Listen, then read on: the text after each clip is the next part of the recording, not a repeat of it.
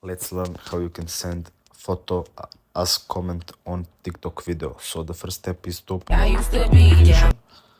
Now you want to find the video you want to comment photo on.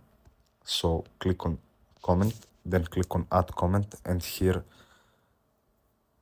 photo comment option should show up on this little section between emoji and this at sign. Now if you don't have it, go back, go to your profile, click on 3 horizontal lines, click on settings and privacy, scroll down, click on report the problem, scroll down again, click on chat with us, click on send a message, and now you can just send why can't I comment on photos. So TikTok will here say that if you can't comment on photos, you probably don't have this feature available.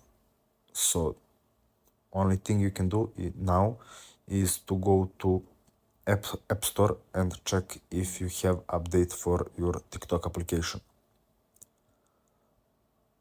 For now, that's the only way you can do this, and if you don't, you just need to wait until TikTok enables this feature for your country. So that's it. Thanks for watching and see you in the next video.